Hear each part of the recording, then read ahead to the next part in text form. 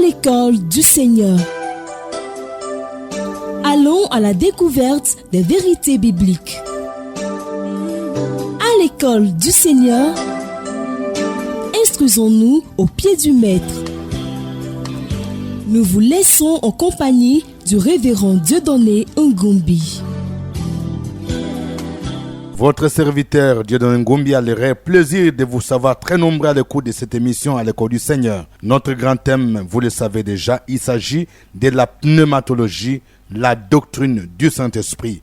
Et nous en sommes plus précisément au symbole du Saint-Esprit. Aujourd'hui, nous allons continuer avec d'autres symboles. Le Saint-Esprit est symbolisé dans la Bible par le vent. Si nous lisons Actes des Apôtres, chapitre 2, verset 1er, il est écrit: le jour de la Pentecôte, ils étaient tous ensemble dans le même lieu. Tout à coup, il vint du ciel un bruit comme celui d'un vent impétueux et il remplit toute la maison où ils étaient assis. Pourquoi compare-t-on le Saint-Esprit au vent? Si nous réfléchissons bien, nous allons retenir 4 éléments qui peuvent justifier ce symbolisme. Premièrement, le vent symbolise l'action invisible de Dieu. Quand le vent souffle quelque part, on ne peut pas voir à l'œil nu le vent, mais on voit les effets du vent. Le vent lui-même est invisible. Quand le vent du Saint-Esprit souffle quelque part, dans une église, dans une personne, vous ne pouvez pas voir le Saint-Esprit parce que le vent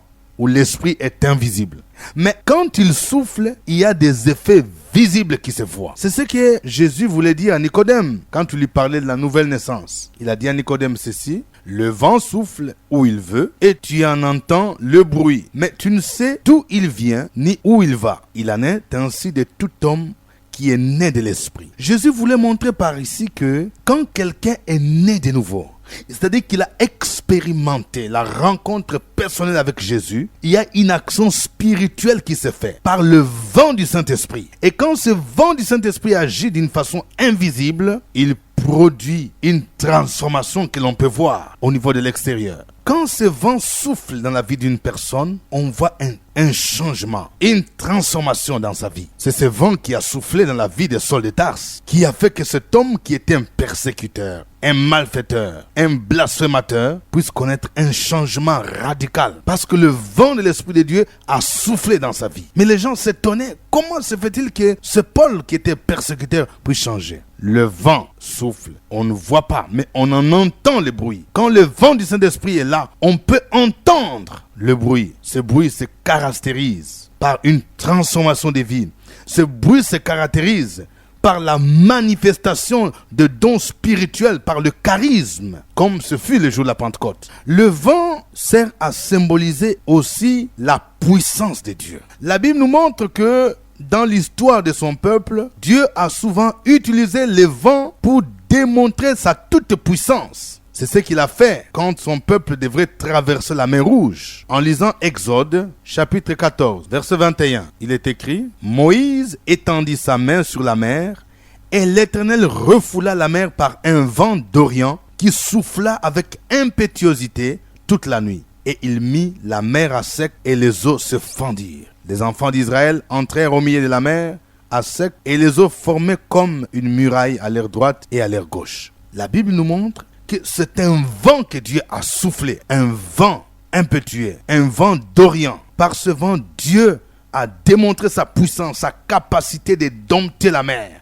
de fendre la mer en deux, à telle enseigne que son peuple pouvait se frayer un chemin pour traverser la mer Rouge. C'est la puissance de Dieu. Si nous lisons encore Exode chapitre 10, versets 18 à 19, il est écrit: Moïse sortit de chez Pharaon et il pria l'Éternel. L'Éternel fit souffler un vent d'Occident très fort qui emporta les sauterelles et les précipita dans la mer Rouge. Il ne resta pas une seule sauterelle dans toute l'étendue de l'Égypte. Quand la puissance du vent est là, il y a des choses qui peuvent être emportées. Vous voyez ici le contexte, c'est celui de fléaux qui ont frappé les Égyptiens. Parmi ces fléaux, il y avait des sauterelles qui sont venues créer des dégâts. Mais quand Pharaon a fait semblant de s'humilier, il a demandé à Moïse d'adresser une prière à Dieu en sa faveur pour éloigner les sauterelles. Mais qu'est-ce que Dieu a fait pour éloigner les sauterelles? Il a manifesté sa puissance par un vent. Cette fois, c'est un vent d'Occident. et ce vent d'Occident a emporté des sauterelles. Quand le vent du Saint-Esprit souffle quelque part,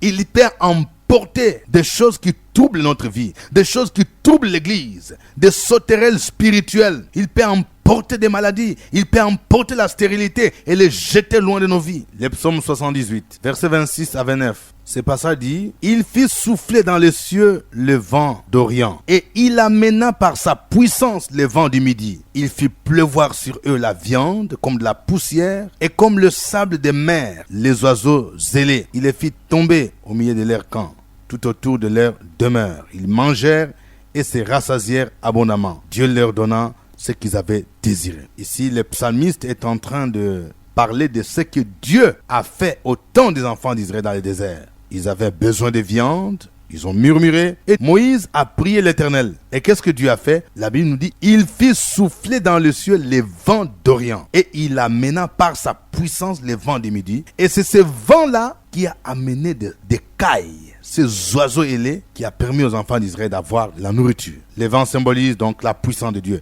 Mais les vents symbolisent également le jugement de Dieu. Et ce jugement s'exerce surtout contre ses ennemis ou les ennemis de son peuple. En lisant Ésaïe 41, verset 16, la Bible dit: tu les vanneras et le vent les emportera et un tourbillon les dispersera.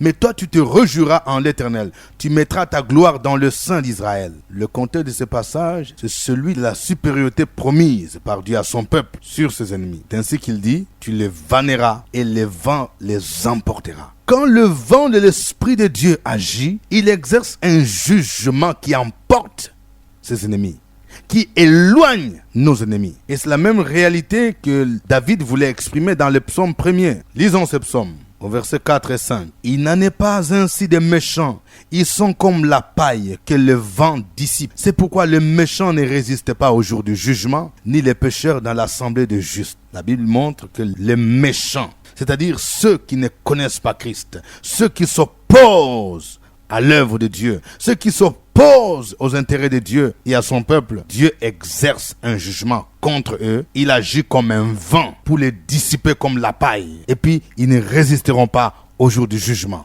Jérémie 51, verset 1. C'est pas ça dit: ainsi par l'Éternel, voici je fais lever contre Babylone et contre les habitants de Chaldée un vent destructeur. Verset 2. J'envoie contre Babylone des vanneurs qui les vanneront, qui videront son pays.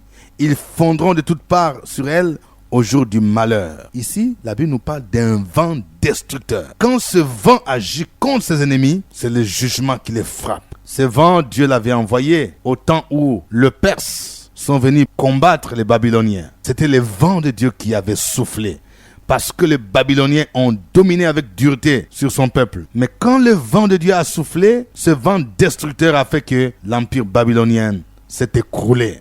Et les Perses ont pris les dessus. Et c'est justement Cyrus, le roi des Perses, qui a signé un décret autorisant le retour de la captivité de son peuple. Après le vent, comme symbole du Saint-Esprit, parlons maintenant du feu. Toujours dans Actes chapitre 2, le verset 1er, la Bible montre que le jour de la Pentecôte, de langues semblables aux langues de feu se sont posées les unes sur les autres sur les disciples. Donc le Saint-Esprit est symbolisé par le feu. En examinant bien les Écritures dans leur ensemble, nous voyons que le feu est souvent utilisé pour signifier 4 réalités. D'abord, le feu symbolise la présence du Seigneur. Quand Dieu est apparu à Moïse, il lui est apparu dans une flamme de feu, au milieu d'un buisson ardent. Nous trouvons cela dans Exode 3, verset 2. C'est une manière de démontrer qu'il était présent. Dans le tabernacle, il y avait toujours la présence du feu, et ce feu venait de Dieu lui-même. Ça symbolisait sa présence, et on ne devait jamais apporter un feu étranger.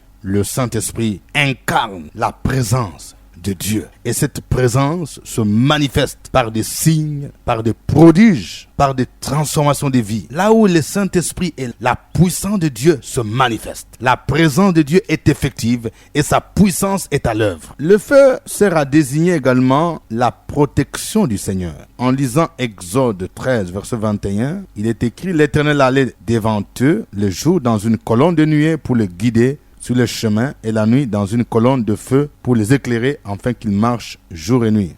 En lisant encore le récit de la traversée de l'Égypte, dans Exode 14, versets 19 à 20, la Bible dit: l'ange de Dieu qui allait devant le camp d'Israël partit et alla derrière eux. Et la colonne de nuée qui les précédait partit et s'éteint derrière eux. Et se plaça entre les camps des Égyptiens et les camps d'Israël.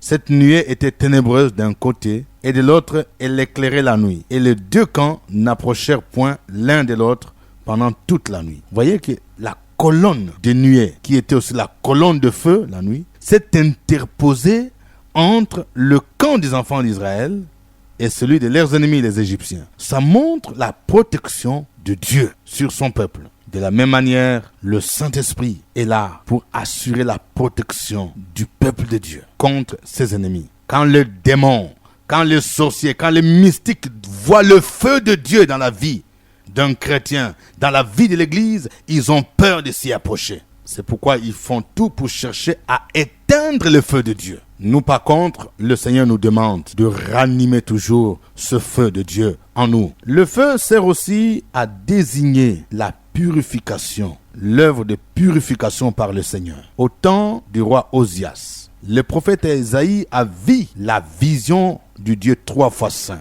Et il s'est rendu compte qu'il était pécheur. Non seulement qu'il était pécheur, il habitait au milieu d'un peuple dont les lèvres étaient impures. Mais le texte nous montre que Dieu a envoyé son ange, qui a pris avec des pincettes une pierre ardente pour toucher ses lèvres. Et son péché était expié. Nous trouvons l'histoire dans Ésaïe 6, versets 1 à 6. Le feu du Saint-Esprit vient pour purifier son Église, pour purifier les chrétiens, pour ôter tout ce qui est odieux, pour ôter l'immoralité, pour ôter la colère, pour ôter l'amour de l'argent, pour ôter l'idolâtrie de l'Église. Nous avons besoin de ce feu pour ôter l'iniquité. Le feu, enfin, sert à désigner le jugement de Dieu. La Bible nous dit dans Hébreux 12, verset 29, « Notre Dieu est aussi un feu dévorant. » Ce jugement commence dans la maison de Dieu. C'est pourquoi nous devons faire attention dans l'Église. Quand nous nous méconduisons, quand nous nous complaisons dans le mal, dans le péché, le feu de Dieu ou la présence du Saint-Esprit peut amener un jugement contre son peuple,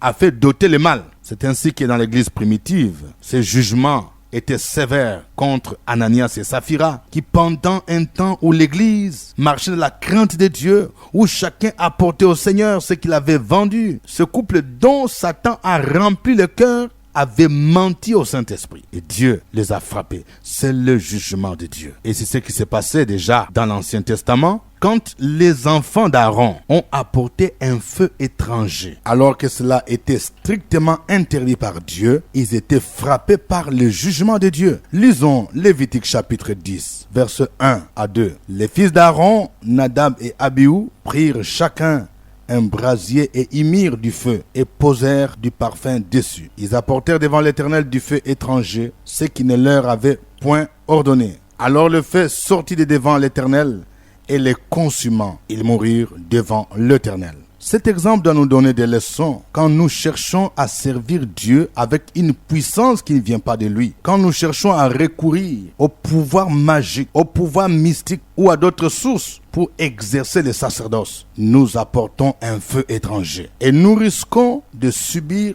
le jugement de Dieu. Le Seigneur veut que nous le servions avec le feu que lui-même nous donne. C'est celle qui nous donne la puissance du Saint-Esprit. Mais quand nous désobéissons, il y a le jugement de Dieu qui s'exerce. La Bible nous montre ici que un feu de Dieu est sorti de devant l'Éternel et le consumant. Récapitulons les deux symboles du Saint-Esprit que nous venons de voir aujourd'hui. Nous venons de voir que le Saint-Esprit est symbolisé par le vent. Le vent sert à désigner l'action invisible de Dieu, la puissance de Dieu et le jugement de Dieu contre ses ennemis. Le Saint-Esprit est symbolisé également par le feu. Le feu évoque la présence du Seigneur, la protection du Seigneur envers son peuple, la purification par le Seigneur de tout ce qui est péché et son jugement. Que Dieu vous bénisse. C'était à l'école du Seigneur avec le révérend Dieudonné Ngombi. Une production de la radio Fréquence Vie, Abidjan, Côte d'Ivoire.